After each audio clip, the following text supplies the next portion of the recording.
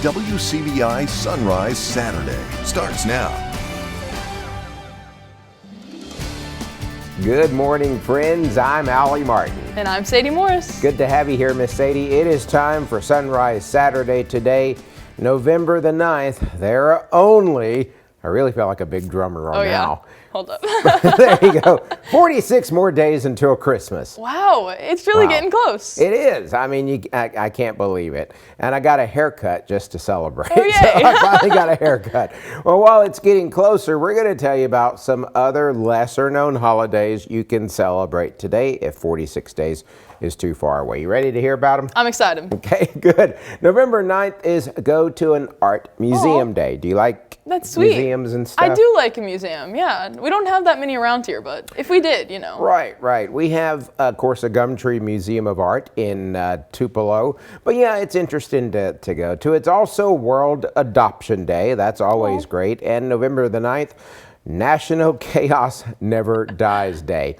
I'm not sure what that means, but it sounded really interesting because, you know, there's always chaos going on somewhere. Yep. That's part of it, but not on this show. We have a fun and exciting and a non-chaotic show ahead for you today. Disney on Ice presents Into the Magic is coming to Tupelo next week.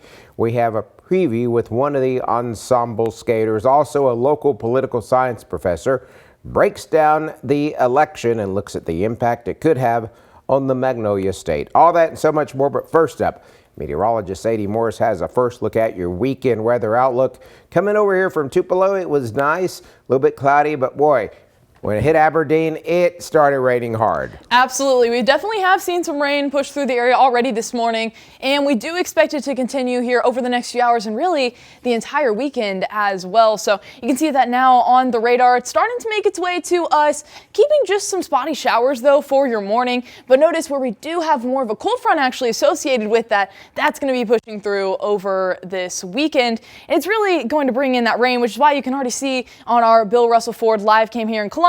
The roads are wet. We have rain across the buildings there. Definitely a rainy way to start our morning. 76 is our high today, so a bit more mild than we have been seeing over the past few days. Not hitting that 80 mark today. We do expect those on and off showers throughout your entire Saturday and really your entire weekend as well. It's going to be pretty humid. Temperatures in the 70s as you're getting outside today for lunch. Really the on and off rain is the main picture for the weekend. Up to 76 there by 1 p.m. All right, that sandwich looks pretty good for the lunch cast there. Well, now that the presidential election has been decided, many are already looking ahead to the next 4 years. With Republicans squarely in control of the House and the U.S. Senate and closing in on control of the House of Representatives, it could have a big impact on Mississippi. Our Charity Johnson spoke with a political science professor at Mississippi University for Women about the impact the election might have on the state.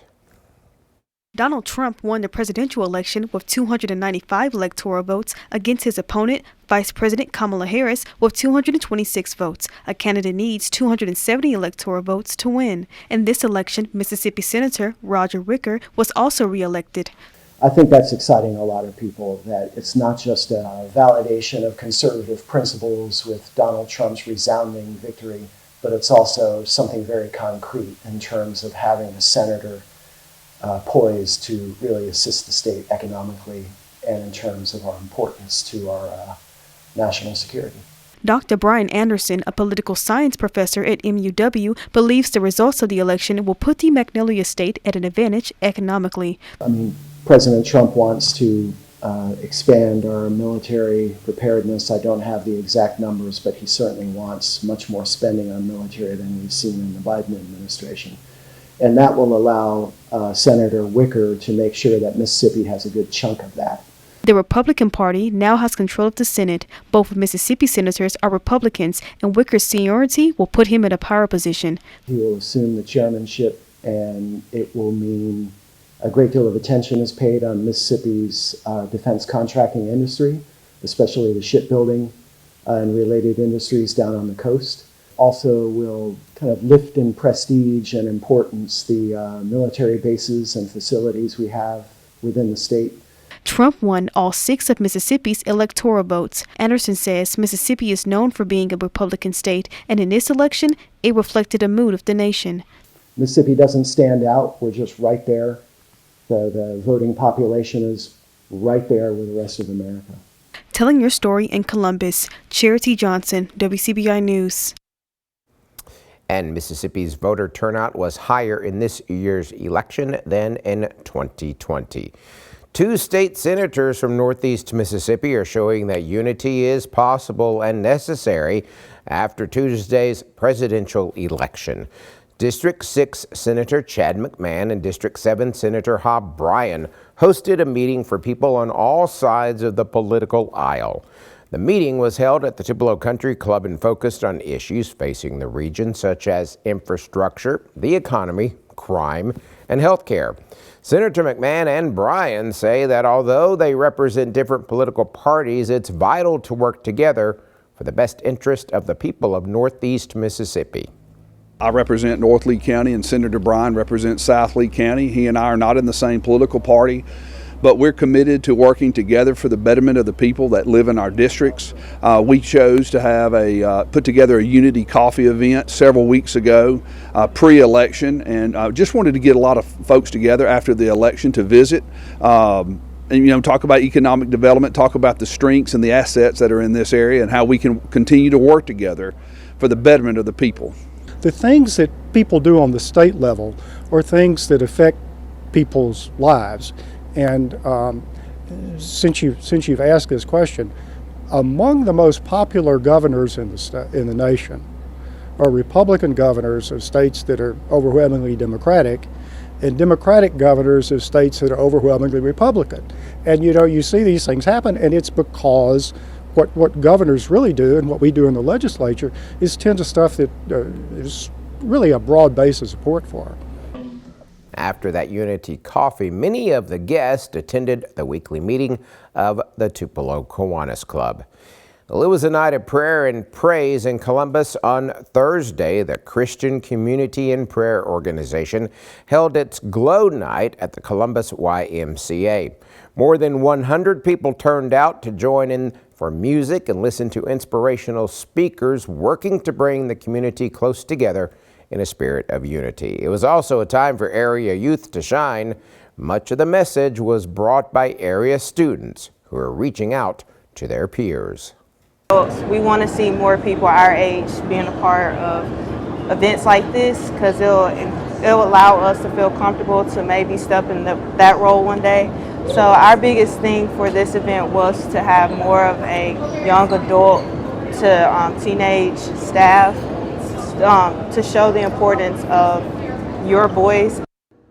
Good for them. If you're interested in the activities of the Christian Community and Prayer, you can contact Rita Fulton at the Downtown YMCA in Columbus. The Columbus Exchange Club recognized current and former service members ahead of Veterans Day. The club's One Nation Under God event featured special music, a moment of prayer, and keynote speaker Lieutenant Colonel Jason R. Posey. Now, even though he served more than 20 years in the U.S. Army, Posey wasn't focused on past military service. As a military science professor at MSU, Posey's attention is on training the officers of the future through the University Army's ROTC program. Posey says that the credit for building the program goes not to the instructors, but to the students. Cadets have a huge role in recruiting because, I'm getting up there in age, but when they see our cadets, they're young, they're athletic, they're fit, they're involved in multiple activities across the campus. So when candidates come there to visit the school and talk to our cadets, they find out what that experience is going to be like. So I think that's our number one thing that has helped our recruiting is our cadets. And last school year, the Army ROTC program commissioned 10 new officers. Posey says this year, between fall and spring graduate classes, they expect to commission 22. We'll certainly be praying for them. Mississippi State University held its Veterans Day ceremony early, honoring veterans who have defended our rights and our freedoms. The 41st Army Band, the musical ambassador for the Mississippi Army National Guard, performed a patriotic music concert before the program. MSU President Mark Keenan delivered remarks during that ceremony. Afterward, a public reception took place at the Covert Student Union Art Gallery featuring exhibit Student Salutes, a visual tribute to MSU veterans. That display showcased student art honoring alumni who served in the armed forces along with university memorabilia. This year we decided to honor our veterans a few days earlier than the National Day of Veterans Day, which will be this coming Monday. We chose to do it today to again do it early and to show our sincere appreciation to all of our veterans who have answered the call of service to defend our rights. That exhibit remains open daily through November the 14th. Well, coming up, there is a song called Digging Up Bones. Now, you could be doing some real digging for bones real soon. We'll explain why right after this break. More Sunrise Saturday straight ahead. And welcome back to Sunrise Saturday. The Lee County Board of Supervisors is no longer facing an appeal from an organization that represents the manufactured housing industry. The Board of Directors for the Mississippi Manufactured Housing Association yesterday voted to dismiss its appeal against the Lee County Board of Supervisors concerning amendments to the county's Manufactured Housing Code ordinance. That dismissal follows supervisors' decision earlier in the week to toss out proposed changes to the current ordinance regulating mobile homes. The changes address things such as lot size, distance from another structure, and distance also from the road. The county will continue to operate under its 1994 mobile home ordinance. Well, if you live in Columbus or in a city nearby, you'll soon have a new place to explore and look for fossils. The city is working on opening a fossil park at Props Park. Our Kamari Hamer has that story. The Luxapalila Creek does not look like a place that has much to offer, but it will someday be a place for families to discover fossils. The council and I received a report from our director of parks and the director of grants and administration about the work they've recently been doing with local historians and folks from the Mississippi Museum of Natural Science to work on opening a fossil park at Probst Park. The fossil park will run along the riverbank of the Luxapalila Creek, and it will allow families to come in and look for marine fossils, shark teeth, and dinosaur bones. Kids love dinosaurs, and to be able to go out and look for dinosaur bones, look for shark's teeth, it gives them a different direction. It gives them an activity that they can do that's educational and fun both. With parents and children being able to walk, explore, and even kayak along the river, looking for remains of old and extinct creatures, Columbus Mayor Keith Gaskin says he hopes this helps bring in some extra income. The uniqueness of having this in your area in the state of Mississippi, which could bring in a lot of tourists for educational purposes, but also when you have tourists coming in, that's an economic boom for the city. Ocean Springs resident Steve Zupa says a fossil park is a great addition, and he also says it helps the current and the future generation to learn and to get a hand-on experience with science. I'm a big proponent in the sciences, and I truly believe that to get kids interested in these subjects for future generations, we need to expose them to stuff. But on the academic level, if we want scientists in the future, we have to give them opportunities to get interested in it while they're young. There is no deadline set for completion of the fossil park. This will be the first place in Columbus designated for locals and visitors to look for fossils. Sounds like an awful lot of fun. Well, the partnership between the community and Tupelo schools brings a unique learning experience to elementary students. All this past week, a mobile STEAM lab has visited all elementary schools in the district. STEAM is an acronym for Science, Technology, Engineering, Arts, and Math. The mobile lab featured 10 stations, and each station focused on one of those subjects with hands-on fun and interactive activities. It was all made possible by a grant proposed by 2 teachers at Rankin and approved by the Association for Excellence in Education. And I think it's great to give them the experience. It's wonderful that this program that the community-based partnerships brought this program to Lawndale. I'm very excited that the kids are getting this opportunity, and for them to be able to connect careers and technology, engineering, and all the things that they could potentially do in the future. It's just an amazing experience for them. AE funded 28 grants totaling more than $110,000, which will be used by TPSD teachers all throughout the school year. A Starkville family has something extra to be thankful for this Thanksgiving. Twana Hubbard and her family received the keys to their new home at a special dedication ceremony. The Hubbard home was the 2023 Maroon Edition house, representing a partnership between MSU and the Starkville Area Habitat for Humanity. The Maroon Edition build brings students, employees, and retirees from MSU together with Habitat volunteers and the family to construct the home. For MSU students, it's a chance for them to leave their mark on the community that will last well beyond their graduation and their time in Starkville. We're all in this together, that this is a community, and we have an opportunity and an obligation to help each other.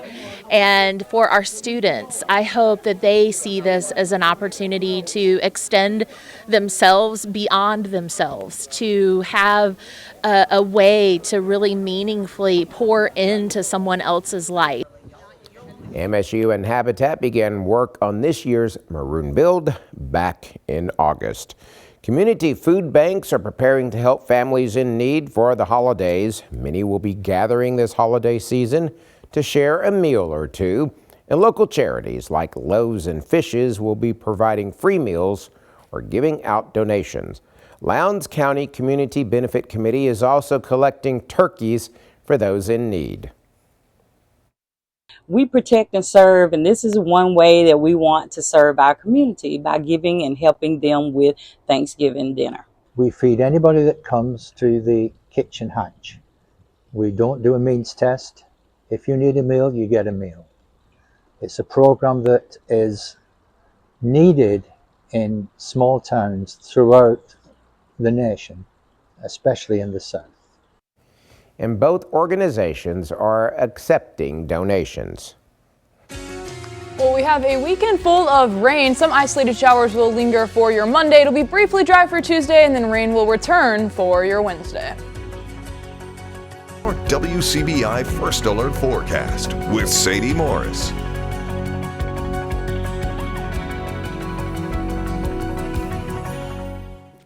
Well, happy Saturday. It's been a while since you've needed those rain jackets, but you're going to need them this weekend. We actually have a low pressure system off towards the Rockies, and that produced record snowfall for Denver and much of the area. And that is spanning to a cold front here that is making its way to us now here at home.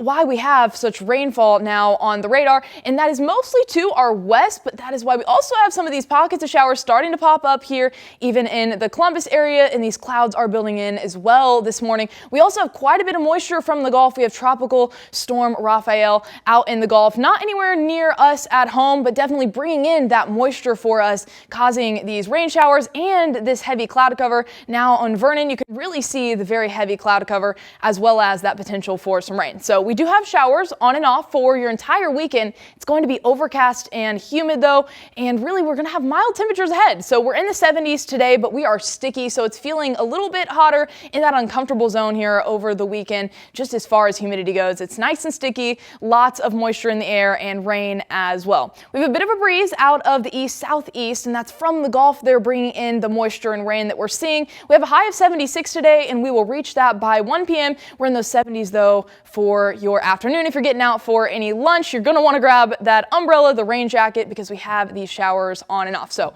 let's take a second and break down these rain chances. 70% chance of rain for your weekend there, your Saturday and your Sunday. These will linger into your work week for your Monday, Veterans Day there.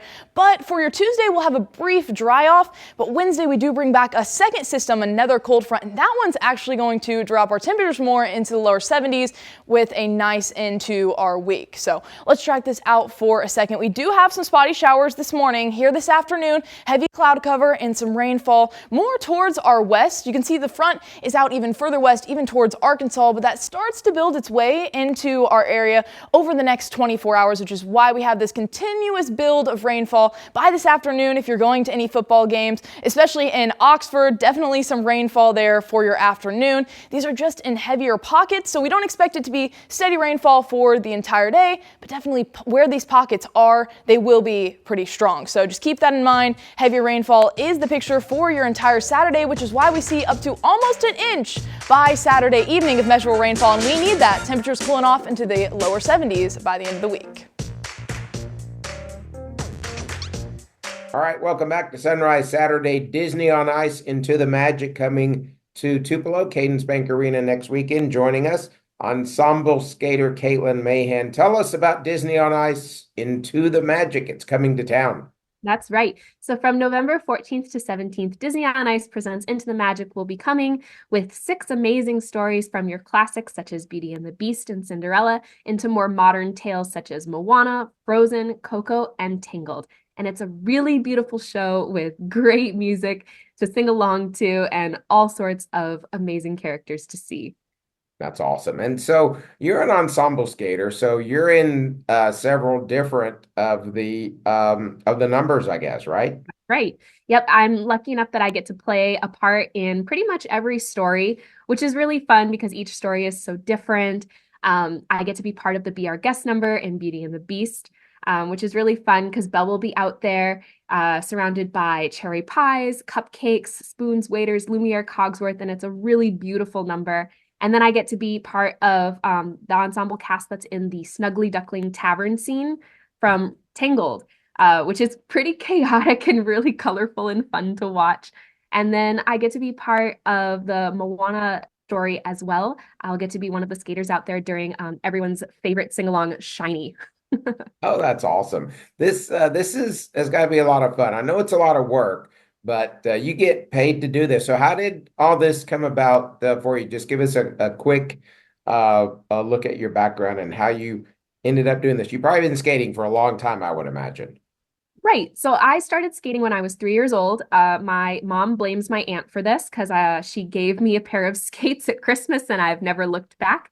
And then my last year in high school, I didn't really know what I wanted to do for school. So we found an audition link and I was able to audition. And then 2 weeks out of high school, I joined the company and I've pretty much been here ever since. But it is so rewarding and so fun.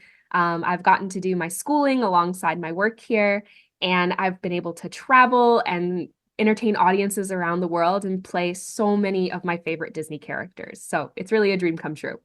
That's awesome. And I always ask every skater this, and this may be a tough question, but do you have a favorite number in the show? I have a couple of favorite numbers, but one of my favorite characters to watch out for is Drizella, the green stepsister, because she is a personal favorite of mine. I just think the stepsisters are so silly, and they're out there and they're going to run amok during the Cinderella segment. So keep an eye on them and their antics. But other than that, there's some really amazing numbers in this show. The tavern scene and the Snuggly Duckling Entangled is one of my favorites. And then I really enjoy the Shiny number as well with Tamatoa. Yeah, it's really neat. I mean, whether folks have seen Disney on Ice, and of course you have the different shows that travel around the country and the world, but it's really neat because the stories really come to life, don't they? They do. And it's really fun watching the kids from our perspective, because every show, someone is seeing it for the first time. And for many kids, this might be their first big theater-like experience that they get to see, and getting to watch them have that wonder on their face or getting excited when their favorite character comes out, and even seeing their parents watching their kids watching the show. It's really fun to be a part of those memories. It's awesome. So tell us again, what are the days Into the Magic runs? And of course, we'll put the information about tickets and everything on there, but it's coming up next week. That's right. So November 14th to 17th, Disney on Ice presents Into the Magic. We'll be playing at the Cadence Bank Arena. And for more show times and ticket information, you can go to DisneyOnIce.com, and that should all be there for you. Awesome. Now, have you eever been to Tupelo before? I actually have. I was here, Okay. I think 2 or 3 years ago. So it's gonna be great to be back. Yeah, y'all always have a great reception, and like you said, it's fun. Of course, all of our daughters are out of the house now, but still, we take our youngest daughter, who's 32. It's fun. I mean, it's always it's really for all ages, and it's great to have entertainment like that. Anything else you would like to add to that before we cut you loose? Just to let everyone know that it's a show for kids of all ages and that it's really a great time, and come join us for 2 hours of some magical escapism. We'd love to see you there.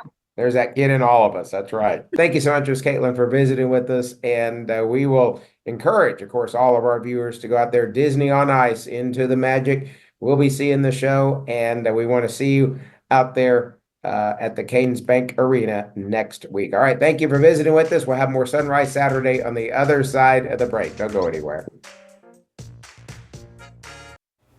We have a cold front pushing through this weekend, bringing some heavy rain chances on and off throughout your weekend. That's going to be our biggest rain chance. We have a second system, though, upcoming this week by Wednesday, pushing through another cold front. And that time, it's actually going to cool off our temperatures a bit into the lower 70s and even potentially the upper 60s for our highs. So feeling a little more like fall that we've been hanging on to and hoping for. That low especially, though, getting into the upper 40s. Good. So starting to see more of that cool off, because I mean, we're in November, so we're in November. You would think it'd be a little bit cooler, but I know a couple of days this past week, we're getting ready for the St. Jude Half Marathon, and it was warm. We had a few records this week that we broke as far as I'm ready temperatures. to quit breaking those records and to get down. So we'll definitely, and also right after the show at 10 o'clock, there's a Veterans Day parade. Yes. So. Just took a look outside. It's cloudy, but no rain here yet. It's very spotty. We did have a little bit of rain earlier over the past few hours, but it's just going to be very spotty over really the entire weekend, on and off. So where they are, it's going to be heavy, but not necessarily downpours. Just have the umbrella, the jacket on hand, and you'll be good to go. And the parade here in Columbus, it starts at the Municipal Complex at 10, goes up to the courthouse, and at 11 they're going to have a wreath-laying ceremony. So, like Sadie said, have the umbrella handy, and we certainly appreciate all of our veterans and what Your WCBI First Alert Forecast with Sadie Morris.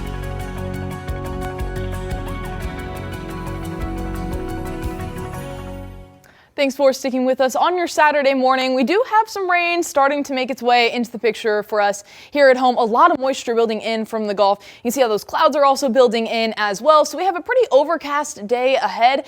Not going to rule out that we could have some stronger systems, but not necessarily anything severe. So just some heavier pockets of rain. That's due to the cold front that is now off to our west. And so that line of rain is now making its way to us here at home, as well as the moisture building in from the Gulf. A good combination of both is why we've had some rain already this morning, and we are going to continue to have some. So if you are getting out to the Veterans Day Parade or have any plans out in Columbus today or in the entire area, keep that in mind. Grab the umbrella, the rain jacket, take it maybe out from the closet. It's been a hot second since you've needed it, but we do have that heavy cloud cover on our Bill Russell Ford live cam, and that's going to continue over this weekend. So take a look at these rain potentials here. We do expect about up to a half an inch to even 2 inches in some areas up towards our more northeastern viewing area. Iuka up to 2 inches, even Hamilton expected to get almost about 2 inches by Saturday evening, about a quarter of an inch to some areas, maybe Coffeyville here, but really almost an inch in Columbus, Starkville, and West Point. So that Golden Triangle building even more by Sunday night, as we do have that rain chance for the entire weekend. So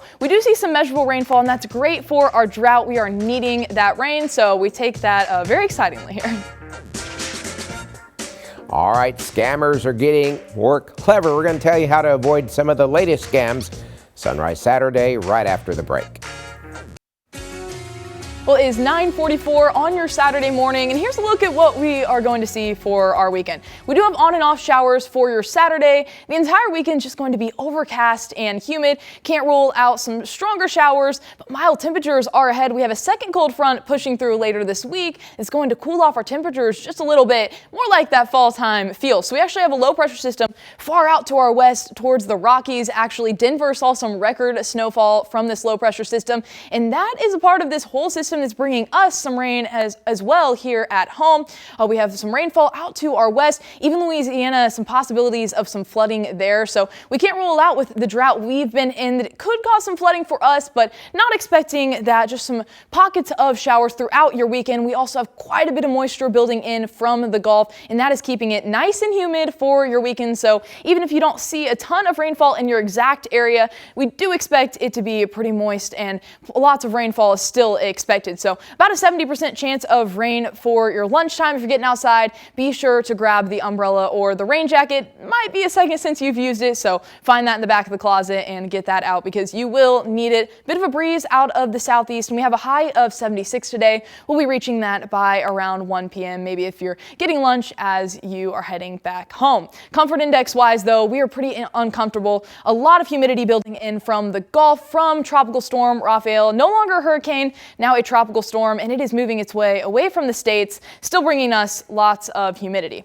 Rain chance wise for your weekend, 70% chance of rain for your Saturday and Sunday. That lingers for the start of your work week. For your Veterans Day, about a 20% chance of rain. Will be clear for your Tuesday. It's Wednesday. We bring that second cold front in, and that's going to drop those temperatures. So for your future clouds and radar, we have quite a bit of a blanket of cloud cover for your weekend. These spotty showers start to build in this afternoon, mostly out to the west, really towards Arkansas and Memphis area is where that cold front's more stalled, and it's really going to stay stalled there for a while, keeping a slow moving system bringing in these showers throughout the evening today. And those just continue overnight as well into your Sunday. And as you're waking up Sunday morning, can't rule out that you'll still be seeing some. As far as Rafael goes out in the Gulf, now a tropical system will become a disturbance by Saturday evening. Not expecting it to make any effects for us here at home. That cold front moves through, dropping our temperatures to those upper or lower 70s by the end of the week.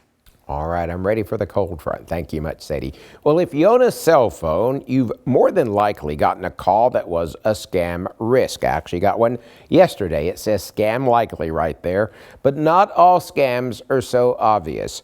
Many can be very deceptive, and tactics are getting better. Our Grace Brister has that story.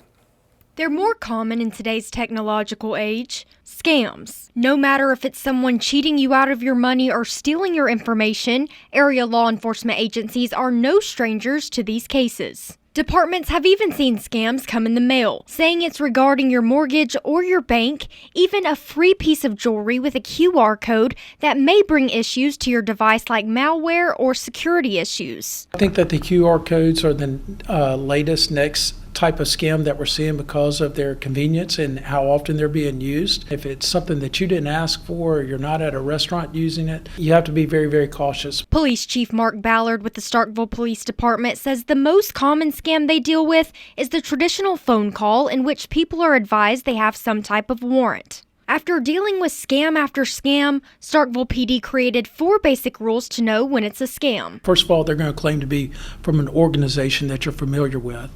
Most people aren't going to catch that, but the second one they will. They're going to say that either you've won something or that you are in trouble for something, right? You're going to start catching that as a red flag.